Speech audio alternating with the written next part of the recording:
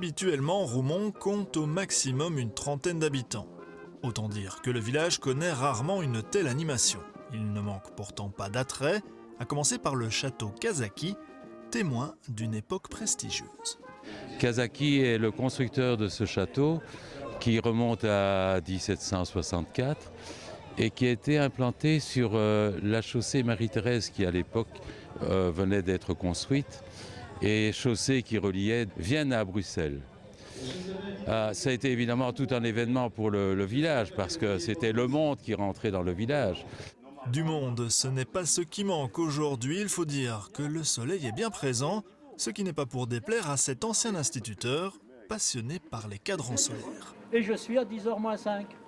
Je l'attendais, j'ai regardé pendant 8 jours et aujourd'hui comme on a des prévisions qui sont quand même assez fiables à long terme, je savais qu'il ferait beau aujourd'hui. Et là je démontre les différences d'heures solaires et d'heures civiles. Voilà.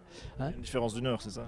1h33 aujourd'hui. Et c'est déjà l'heure d'une petite dégustation. Le parc naturel des Deux Ourtes est riche en produits du terroir et en folklore et la délicieuse Krasjot réunit les deux. Du chou blanc, cuisiné, mijoté avec du lard, du jambon, assaisonné. Typiquement ardennais? Oui, on peut dire ça. C'est un repas traditionnel, on va dire. La fête du parc est elle aussi devenue une tradition bien établie. 12 ans après sa fondation, le parc naturel des Deux Ourtes fait désormais partie du paysage.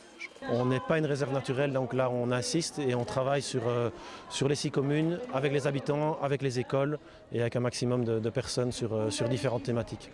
Aujourd'hui, on a un peu le panel complet. Là, je pense qu'on a tout, on a de la nature, on a du développement économique, on a des paysages et alors on a vraiment une dynamique, on sent qui s'installe. Alors que le parc naturel se lance cette année dans un grand recensement des variétés fruitières, la pomme est à l'honneur ce dimanche. L'école de Givry lui a même consacré tout un projet. Le potager social de Bertogne participe lui à sa manière avec ses abris à insectes. Donc on travaille avec les personnes en réinsertion professionnelle et sociale.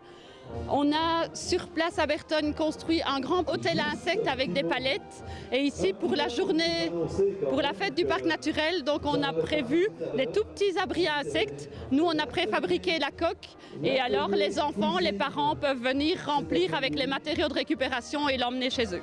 De quoi ramener un souvenir de cette 8e fête du parc. L'année prochaine, c'est un autre village qui accueillera l'événement.